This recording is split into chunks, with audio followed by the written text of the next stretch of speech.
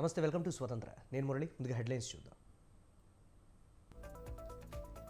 బాబును నమ్మితే పథకాలు ఉండవు, వచ్చే ఎన్నికల్లో మళ్లీ వైసీపీని గెలిపించాలన్న జగన్.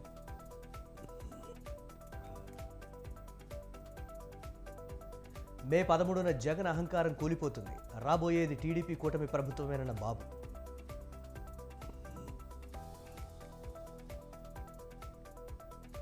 పది అసెంబ్లీ స్థానాలకు అభ్యర్థులను ప్రకటించిన బీజేపీ. సోము, జీవీఎల్, విష్ణువర్ధన్లకు షాక్.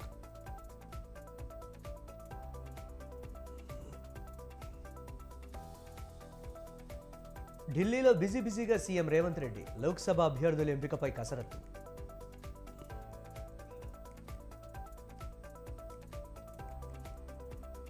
మల్కాజ్గిరిలో తాడో పేడో తేల్చుకుందాం, దమ్ముంటే రేవంత్ రాజీనామా చేయాలన్న కేటీఆర్.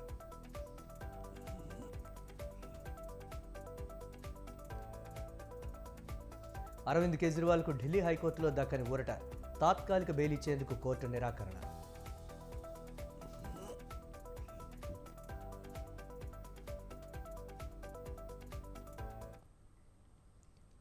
మేమంతా సిద్ధమంటూ ఎన్నికల ప్రచారానికి శ్రీకారం చుట్టిన జగన్మోహన్ రెడ్డి ప్రొద్దుటూరు సభలో ప్రతిపక్షాలపై తీవ్ర విమర్శలు చేశారు. ఒక చంద్రబాబు దత్తపుత్రుడు నిందలు మోపడానికి సిద్ధంగా ఉంటారని అన్నారు. కేంద్రం నుంచి పరోక్షంగా మరో పార్టీని తెచ్చుకొని ఒక్క జగన్ మీద యుద్ధం చేస్తున్నారన్నారు. ఓ చంద్రబాబు, ఓ దత్తపుత్రుడు, ఓ బీజేపీ, ఓ కాంగ్రెస్ వీరంతా కాదని తన చెల్లిని కూడా తెచ్చుకుని యుద్ధం చేస్తున్నారని సీఎం జగన్ అన్నారు. తన ఒక్కడిపైకి ఒంటరిగా వచ్చే ధైర్యం ఎవరికీ లేదన్నారు. బాబుకు అధికారం దక్కిన వెంటనే మేనిఫెస్టో ఎక్కడ ఉంటుందో గమనించాలన్నారు. అభివృద్ధికి అడ్డుపడతా ఉన్న ఈ దుష్ట చతుష్టయాన్ని చిత్తుగా ఓడించే ఈ ఎన్నికల సమరంలో పాంచజన్యం పూరించడానికి శ్రీకృష్ణులైన మీరంతా కూడా సిద్ధమేనా అని అడుగుతా ఉన్నాను. మీ అర్జునుడు సిద్ధంగానే ఉన్నాడు అని చెప్పి సందర్భంగా చెప్తా ఉన్నాను. మే 13న ఫ్యాన్ మీద 2 ఓట్లు వేసి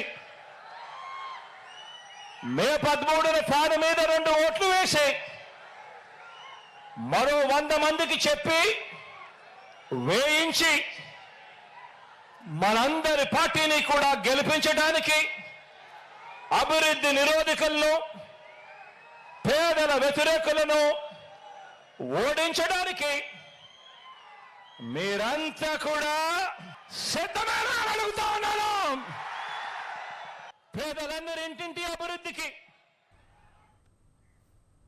అధికార వైసీపీపై టీడీపీ అధినేత చంద్రబాబు తీవ్ర విమర్శలు చేశారు. నగర నియోజకవర్గం పుత్తూరులో ప్రజాగళం సభలో పాల్గొన్న ఆయన జగన్ పాలనలో ఏపీ సర్వనాశనమైందన్నారు.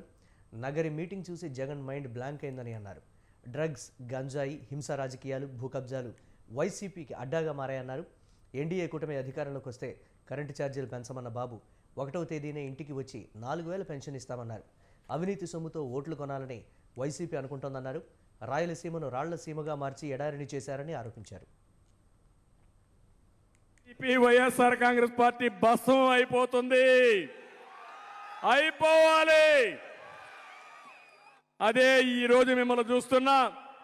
ఈరోజు అతను మేము సిద్ధం అన్నాడు, నేను ప్రజాగళం అన్నా. ప్రజాగళం ముందర మేము సిద్ధం ఏమవుతుంది? డౌన్ అవుతుంది. మా తమ్ముడు చెప్తున్నాడు. అదే ఈరోజు ప్రజాబలం, అదే ప్రజాగళం ముందర కుప్పి గంతులు పనికి రావని వైఎస్ఆర్ కాంగ్రెస్ నాయకులకు చెప్తూ, ఇప్పుడు ఎవరు భయపడద్దండి. ఎన్నికల కమిషన్ వచ్చేసింది. స్వచ్ఛందంగా రోడ్ల మీదకి రండి. వాళ్ళు మనం ఒకటే. జగన్మోహన్ రెడ్డి పెద్ద గొప్ప కాదు, మనం తక్కువ కాదు. పోలీసులు లేరు ఆయనకు, మనకు కూడా పోలీసులు ఉంటారు. ఎవరైనా చేయకపోతే ఎన్నికల కమిషన్ ఉంది వీళ్ళ కత్తేల్చడానికి. గేమ్ స్టార్ట్ అయింది, యుద్ధం ప్రారంభమైంది. ఈ యుద్ధంలో ఎన్డీఏ గెలుపు ఎవ్వడు ఆపలేడు. మా పొత్తు ఈ రాష్ట్రాన్ని కాపాడడానికి. ఇప్పుడు గాని కాపాడలేకపోతే జీవితంలో ఈ రాష్ట్రం మన చేతుల్లో ఉండదు. ఇప్పటికే 30 ఏళ్ళు ఎన్నికెళ్ళిపోయాం. చీకటి పాలన, చీకటి జీవాలు, అందరి జీవితాలు అంధకారం అయిపోయినాయి. మా 3 పార్టీలు ఒకరు ఎక్కువ ఒకరు తక్కువ కాదు. రాష్ట్రాన్ని కాపాడుకోవడానికి ముగ్గురం కలిసి నడుస్తున్నాం ఎన్నికల కోసం. కేంద్రంలో బీజేపీ ఉంది అధికారంలో, మళ్ళీ అధికారంలోకి వస్తుంది. పవన్ కళ్యాణ్ గారు మొదటి నుంచి చెప్తున్నారు, వైసీపీ విముక్త రాష్ట్రమే నా లక్ష్యం అని చెప్పిన వ్యక్తి పవన్ కళ్యాణ్ గారు. అందుకే నాకు అనుభవం ఉన్నాం, ముగ్గురం కలిసి పోరాడుతున్నాం. ఇప్పుడు నేను హామీ ఇస్తున్నా, చేనేత కార్మికులకు 500 యూనిట్ల కరెంటు ఉచితంగా ఇస్తా. మాట నిలబెట్టుకుంటా. ఎప్పుడు కూడా బాబు మాట అంటే మాటే, మాట మీద ఉంటా. చేనేత కార్మికులు ఆదుకుంటానని చెప్పి కూడా నేను మీకు తెలియజేస్తున్నా. పవర్ లూమ్ కార్మికులకు విద్యుత్ ఛార్జీల మీద సబ్సిడీ ఇచ్చి ఆదుకున్నది మేమే. మళ్ళీ వాళ్ళకు కూడా 500 యూనిట్ల కరెంటు ఉచితంగా ఇస్తాం. నిండ్రా నేతం షుగర్ ఫ్యాక్టరీ బకాయిలు చెల్లిస్తామని మోసం చేశారు. వారికి కూడా న్యాయం చేసి మళ్ళా షుగర్ ఫ్యాక్టరీని ఏ విధంగా వైబల్ చేయాలో చేస్తాం. ఏపీ బీజేపీ అసెంబ్లీ అభ్యర్థుల జాబితా విడుదలైంది. మొత్తం 10 అసెంబ్లీ స్థానాలకు అభ్యర్థులను ప్రకటించారు. విజయవాడ వెస్ట్ నుంచి సుజనా చౌదరి, జమ్మలమడుగు నుంచి ఆదినారాయణ రెడ్డి పోటీ చేయనున్నారు. విశాఖ నార్త్ పి విష్ణుకుమార్ రాజు బరిలోకి దిగనుండగా కైకలూరు నుంచి కామినేని శ్రీనివాస్ పోటీ చేయనున్నారు. ఆదూరు నుంచి పివి పార్థసారథి, ధర్మవరం నుంచి వై సత్యనారాయణ, అరకు పంగి రాజారావు, ఎచ్చెర్ల ఎన్ ఈశ్వరరావు, అనపర్తి శివకృష్ణరాజు పోటీ చేయనున్నారు. అయితే ఇందులో సోము వీర్రాజు, విష్ణుకుమార్ రాజు జీవీఎల్కు టికెట్లు దక్కలేదు.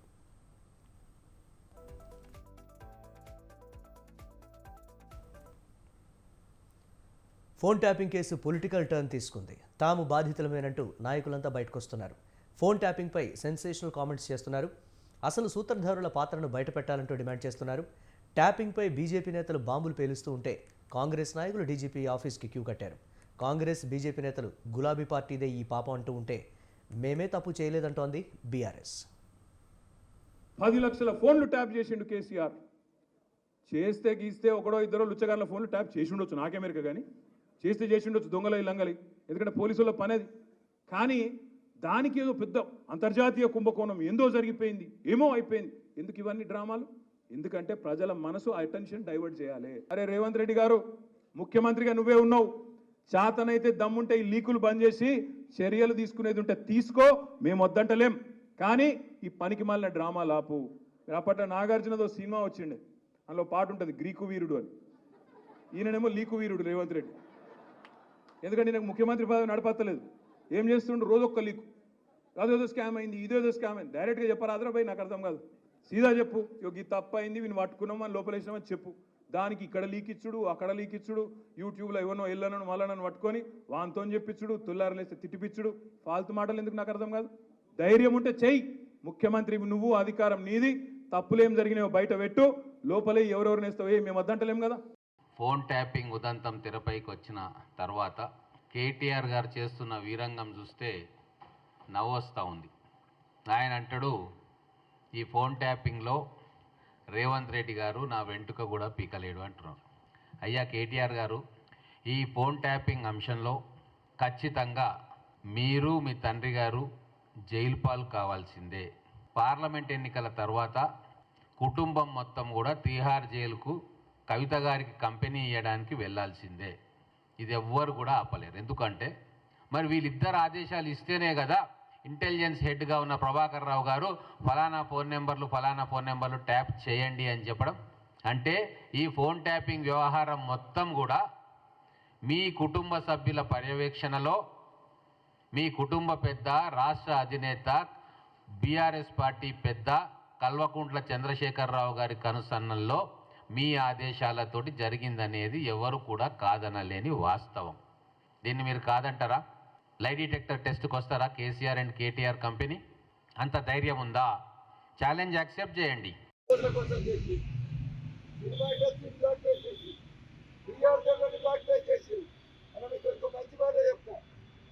రియల్ ఎస్టేట్ వ్యాపారం చేసుకుంటాడు, ఆయన మీద ఇలా కన్ను కొట్టేది, నెంబర్ 2దో నెంబర్ 3దో కన్ను కొట్టేది. ఆయన ఇంటికి పోలీసులను పంపి ఇంతకెళ్ళి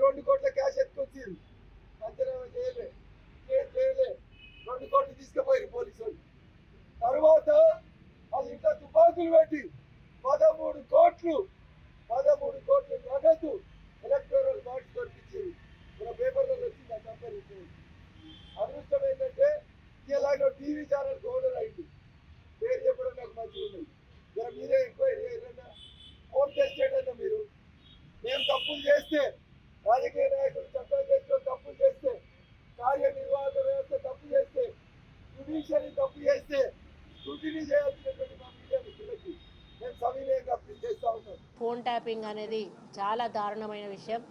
ఆ రోజు ఎవరికి కూడా స్వేచ్ఛ లేకుండా ఫోన్ ట్యాపింగ్ పెడితే ఆ ఫోన్ ట్యాపింగ్ని కూడా ఎట్లా మిస్యూజ్ చేశారు. మరి వ్యాపారవేత్తలు అయితేంది, రియల్ ఎస్టేట్ వాళ్ళని అయితేనేమి, హీరోయిన్లను అయితేనేమి, ఈ విధంగా ఎంతోమందిని ఇబ్బందులకు గురి చేయడమే కాకుండా కోట్ల రూపాయల వసూళ్లు చేసి ఈరోజు ఆ యొక్క మరి ఆధారాలు కూడా లేకుండా ధ్వంసం చేసినటువంటి పరిస్థితి మనం చూస్తూ ఉన్నాము. అదంతా కూడా అందులో మా ఫోన్ కూడా ట్యాపింగ్లో పెట్టడం జరిగింది మురళి గారిది.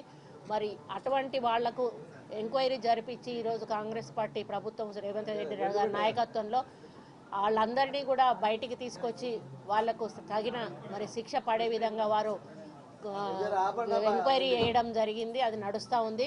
అదేవిధంగా కాళేశ్వరం మేడిగడ్డ విషయంలో కూడా ఈరోజు బీజేపీ మాట్లాడకుండా ఉంది. ఎందుకు మాట్లాడకుండా ఉంది కాళేశ్వరం మీద ఎంక్వైరీ మీద అనంటే, ఈరోజు కాళేశ్వరం నుంచి మెగా వాళ్ళు ₹1,000 కోట్ల రూపాయలు ఈరోజు బీజేపీకి పార్టీ ఫండ్గా ఈరోజు ఇస్తూ ఉన్నారు. దానివల్లనే ఈరోజు కేంద్ర ప్రభుత్వం బీజేపీ ఇక్కడ అన్యాయం జరిగినా కూడా మాట్లాడకుండా ఉంది. దీనివల్ల అర్థమవుతా ఉంది వాళ్ళు కుమ్ముక్కయ్యారు మరి మెగా వాళ్ళతోటి, ఆ కాంట్రాక్టర్లతోటి అని చెప్పి. మాజీ మంత్రి మల్లారెడ్డి కీలక వ్యాఖ్యలు చేశారు. బీజేపీ కాంగ్రెస్లకు క్యాడర్ లేదు, లీడర్లు లేరని అన్నారు. రెండు పార్టీలకు ఓటెవరు వేస్తారని ప్రశ్నించారు. ఏ ముఖం పెట్టుకుని ఓట్లు అడుగుతున్నారని అన్నారు. రెండు జాతీయ పార్టీలు దేశ ప్రజలను మోసం చేశారని మల్లారెడ్డి విరుచుకుపడ్డారు. పిల్లల భవిష్యత్ కోసం బీఆర్ఎస్ని గెలిపించాలన్నారు మల్లారెడ్డి. ఇలా జాతీయ పార్టీలు చెప్తున్నారు మేము గెలుస్తాము, మేము గెలుస్తాము, మేము గెలుస్తాము. ఎట్లా గెలుస్తారు? బీజేపీ కానీ కాంగ్రెస్ కానీ ఎందుకు గెలుస్తారు? మా కేతక్క కుల్లా చెప్పేసింది, ఎవరికి కూడా ఫేస్ వాల్యూ లేదు. ఏ పార్టీ కూడా బీజేపీ కానీ కాంగ్రెస్ కానీ ఓటు అడిగే హక్కు లేదు వాళ్ళకు. వాళ్ళు ఏమి చేయలేదు. 75 సంవత్సరాలు స్వాతంత్రం వచ్చి సర్వనాశనం చేసిర్రు ఈ బీజేపీ కాంగ్రెస్ కలిసి. మనం 75 సంవత్సరాల సంది కూడా మనం వాళ్ళు ఏమి చేయలేదు. మనకు సాగునీరు ఇవ్వలేదు, తాగునీరు ఇవ్వలేదు, కరెంట్ ఇవ్వలేదు, ఒక రోడ్లు వేయలేదు, ఒక డెవలప్ చేయలేదు. వాళ్ళకు ఓటు అడిగే హక్కు కూడా లేదు. వాళ్ళకు క్యాడర్ లేదు, లీడర్ లేరు, కార్యకర్తలు లేరు. ఎక్కడ కూడా తెలంగాణలో వాళ్ళకి ఎక్కడ కూడా ఏమి లేదు. ఉత్తగానే ధమ్కి చేస్తున్నారు. మేము వస్తాం. ఎందుకు వస్తారు? ఎట్లా వస్తారు? ఎవడేస్తాడు మీకు ఓట్లు? ఏం ముఖం పెట్టుకొని నువ్వు ఓటు అడుగుతావు?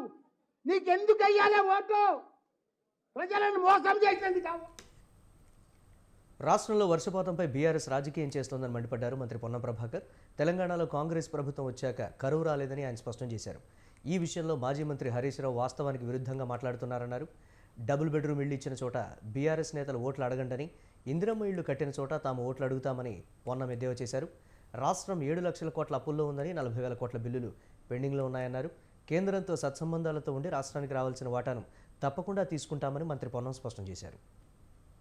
కోట్ల దాకా రావాల్సినటువంటి కాంట్రాక్టర్ల సిస్టంలా దాదాపు 40,000 కోట్ల రూపాయలని చెల్లించేటువంటి రుణభారాన్ని కాంగ్రెస్ పార్టీ మీద పెట్టిపోయింది ఈ ప్రభుత్వం.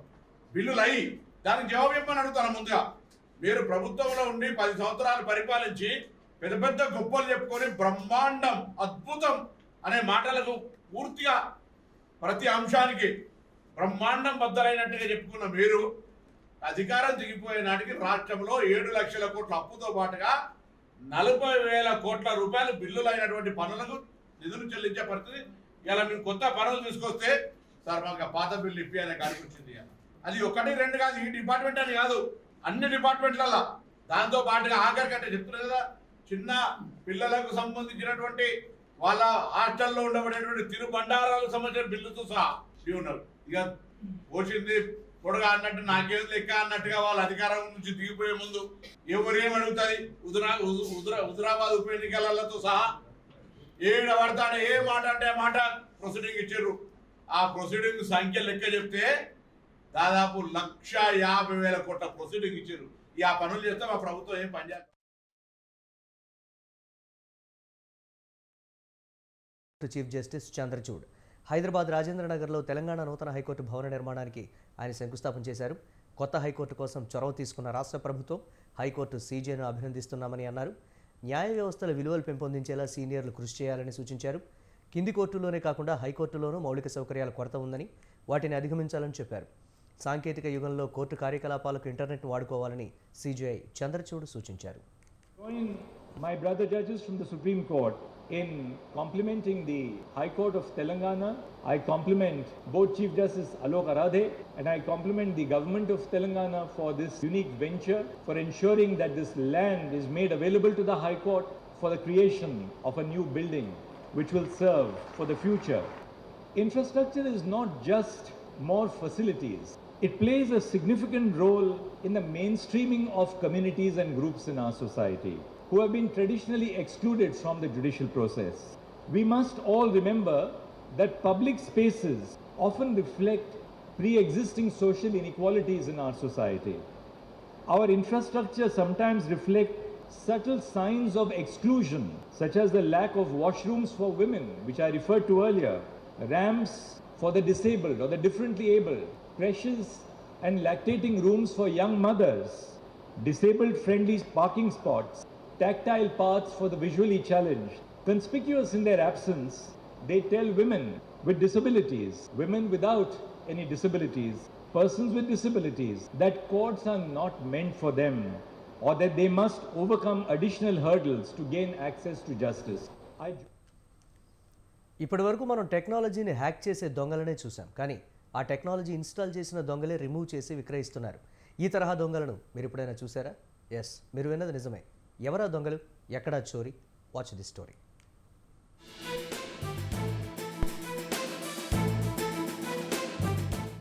సూర్యాపేట జిల్లాకు చెందిన బనావత్ నాగరాజు, మలోత్ నాగేష్, వరుణ్ చదువు పూర్తయిన తర్వాత ఉపాధి కోసం నగరానికి వచ్చి ఎల్బీ నగర్లో నివాసం ఉంటున్నారు. ఇద్దరూ కలిసి ఎయిర్టెల్ నెట్వర్క్ లో టవర్ రిగ్గర్ గా చేరారు. Airtel network sub contractor Venkataramana వద్ద కూడా పనిచేస్తున్నారు వీరు. కొన్ని రోజుల తర్వాత రవి నాయక్ ఉద్యోగం మానేసి ఆటో నడపడం మొదలు పెట్టాడు. చైతన్య తన పాత ఉద్యోగి రవి నాయక్ తో కలిసి రిమోట్ రేడియో హెడ్స్, కేబుల్ తీగలు వంటివి దొంగతనం చేయడం మొదలు పెట్టారు. డబ్బు సంపాదించేందుకు రిమోట్ రేడియో యూనిట్స్, ఎయిర్టెల్ కు చెందిన cell phone towers, base bands, cable వైర్లను తమ అసిస్టెంట్ ఇంజనీర్ అయిన అశోక్ తో కలిసి ఖైరతాబాద్, కాచిగూడ, ఎస్ఆర్ నగర్, మధురానగర్, మీర్పేట, వనస్థలిపురం, నాగోల్, హయత్ నగర్, శంషాబాద్, బాలానగర్ తదితర ప్రాంతాల నుంచి దొంగిలించారు. దొంగిలించిన సొత్తును సరూర్ నగర్ కు చెందిన శివకు విక్రయించారు. అనంతరం శివ ఆ సొత్తును కంప్యూటర్ స్క్రాప్ వ్యాపారం చేసే యూపీకి చెందిన దిల్షాద్ మాలిక్, చాంద్ మాలిక్, షెహర్యాన్ మాలిక్, సోహెల్ మాలిక్ కు విక్రయించాడు.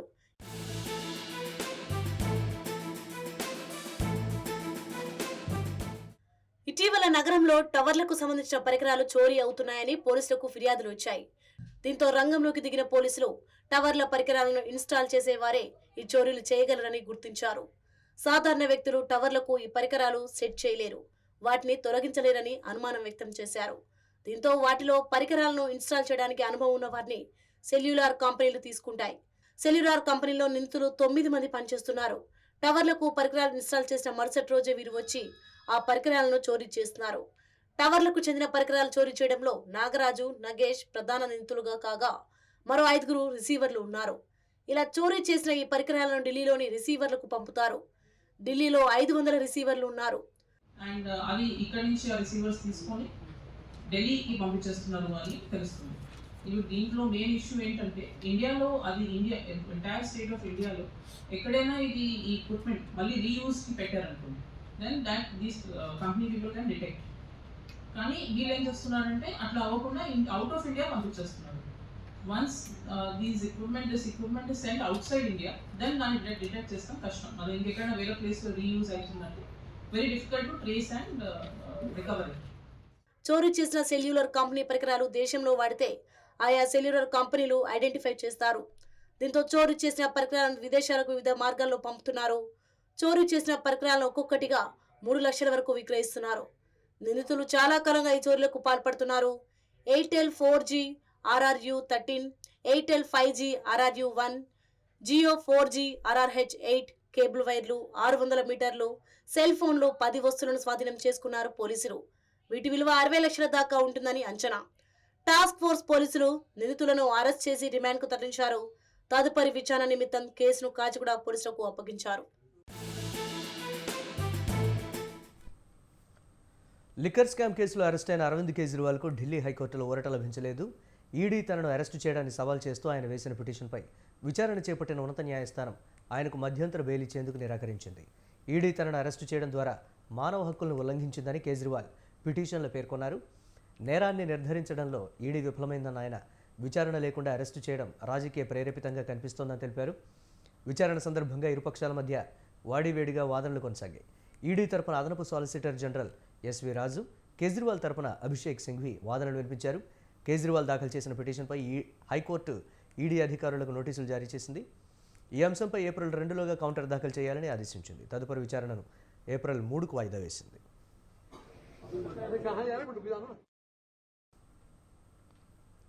ఢిల్లీ లిక్కర్ స్కామ్లో ముఖ్యమంత్రి అరవింద్ కేజ్రీవాల్, బీఆర్ఎస్ ఎమ్మెల్సీ కవితలను తీహార్ జైల్లో జ్యుడిషియల్ రిమాండ్ విధించడంతో మీడియాలో తీహార్ జైలు ప్రముఖంగా వినిపిస్తోంది.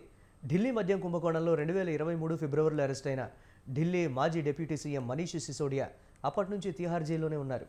గతంలోనూ ఎందరో రాజకీయ నాయకులు తీహార్ జైల్లో ఉన్నారు. ఇంతకీ తీహార్ జైలు ప్రాముఖ్యత ఏంటి? ఆ జైలు చరిత్ర ఏమిటి? చూద్దాం.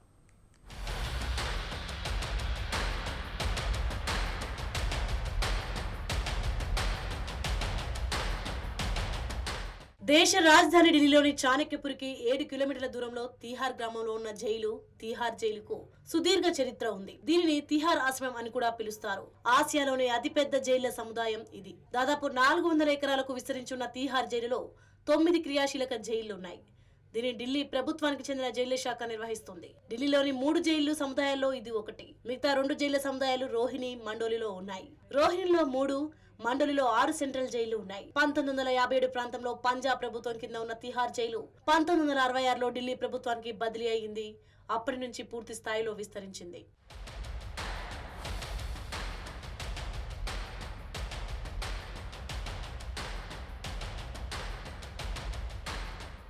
తీహార్, రోహిణి, మండోలిలో ఉన్న మొత్తం 16 సెంట్రల్ జైళ్ల సామర్థ్యం 19,500 మంది ఖైదీలు ఉన్నారు. కొన్ని ఏళ్లుగా ఖైదీల సంఖ్య క్రమంగా పెరుగుతోంది. ప్రస్తుతం జైళ్లలో రద్దీని తగ్గించడానికి ఢిల్లీ ప్రభుత్వం 6 జైళ్లతో మండోలి ప్రిజన్ కాంప్లెక్స్ ను ప్రారంభించింది. నరేలా, బాప్రోలా ప్రాంతాల్లో కొత్త జైలు నిర్మించే ప్రతిపాదన కూడా ఉంది.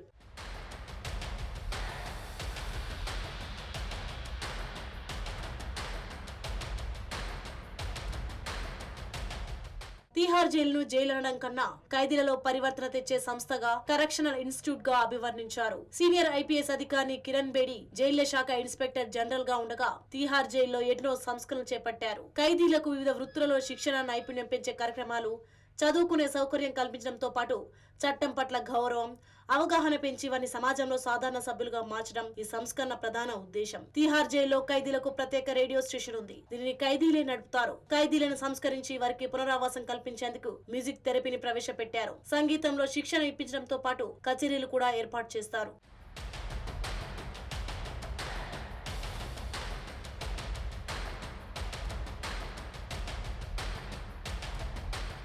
కిరణ్ బేడి ఆధ్వర్యంలో తీహార్ జైల్లో ఖైదీలకు, జైలు సిబ్బందికి కూడా విపాసన మెడిటేషన్ కార్యక్రమాన్ని ప్రవేశపెట్టారు. ధ్యానం ద్వారా ఖైదీల్లో పరివర్తన తెచ్చే ప్రయోగం చేశారు. దూర విద్య సౌకర్యం కల్పించి ఖైదీలలో విద్యను ప్రోత్సహించడంతో చాలా మంది ఉన్నత విద్య చదువుకున్నారు. యూపీఎస్సీ, సివిల్ సర్వీసెస్ పరీక్షలకు హాజరై ఉద్యోగాలు కూడా సంపాదించుకున్నారు.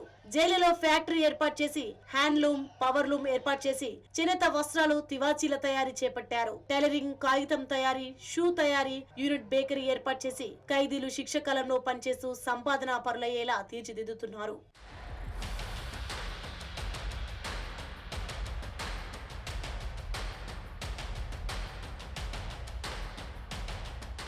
అరవింద్ కేజ్రీవాల్ తీహార్ జైలుకు రావడం ఇదే మొదటిసారి కాదు. అన్నా హజారేతో కలిసి అవినీతి వ్యతిరేక ఉద్యమం సందర్భంగా కేజ్రీవాల్ 2012లోను 2014లోను 2 సార్లు తీహార్ జైల్లో ఖైదీగా ఉన్నారు. 2024 మార్చి 20న ఢిల్లీ మద్యం కుంభకోణంలో ఢిల్లీ ముఖ్యమంత్రి హోదాలో ఉండగానే ఈడీ అరెస్ట్ చేసింది. తీహార్ జైల్లో జ్యుడిషియల్ రిమాండ్ లో ఉన్నారు. తీహార్ జైల్లో కేంద్ర ప్రభుత్వంలో హోంమంత్రిగా పనిచేసిన పి చిదంబరంతో సహా గతంలో ఎందరో ప్రముఖులు ఖైదీలుగా ఉన్నవారే. అలాంటి ప్రముఖుల్లో 2G స్పెక్ట్రమ్ కేసులో అరెస్ట్ అయిన ఏ రాజా, కనిమొలి, వినోద్ గోయంకా, షాహిద్ బల్వా, సంజయ్ చంద్ర ఉన్నారు. కామన్వెల్త్ గేమ్స్ లో అవినీతి ఆరోపణల కేసులో మాజీ కేంద్ర మంత్రి సురేష్ కల్మాడి, ఎస్పీ నేత అమర్ సింగ్ లను ఇక్కడే నిర్బంధించారు.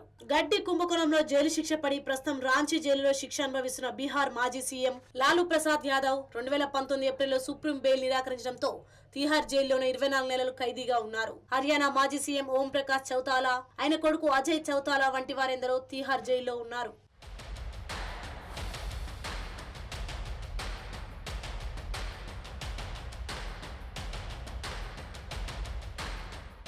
కరడు గట్టిన నేరస్తులకు తిహార్ జైలు నెలవు. మాజీ ప్రధాని ఇందిరాగాంధీ హత్య కేసులో నిందితుడు సత్వంత్ సింగ్ ను ఈ జైల్లోనే ఉరితీశారు. పార్లమెంట్ లో దాడి కేసులో నిందితుడు అఫ్జల్ గురును ఇక్కడే ఉరితీశారు. దాదాపు 12 హత్యలు చేసిన ఇంటర్నేషనల్ క్రిమినల్ చార్లెస్ శోభరాజ్ ను ఇక్కడ నిర్బంధించారు. గ్యాంగ్స్టర్ చోటా రాజన్ ఇక్కడ శిక్ష అనుభవించాడు. ఎందరో రాజకీయ నాయకులు, ఉద్యమకారులు, ఉగ్రవాదులు, పారిశ్రామికవేత్తలు ఈ జైల్లో శిక్ష అనుభవించిన ఇది ఆసియాలోనే అతిపెద్ద ఖైదీల సంస్కరణ సంస్థగా తిహార్ జైలు పేరు మోసింది.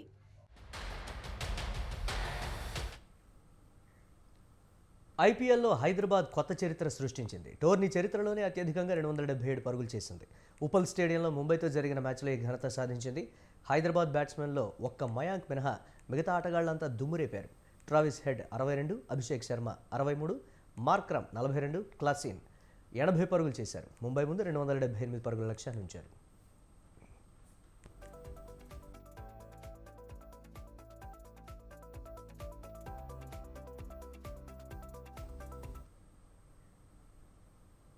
ఇవి ఇప్పటి వరకున్న అప్డేట్స్. కీప్ వాచింగ్ స్వతంత్ర.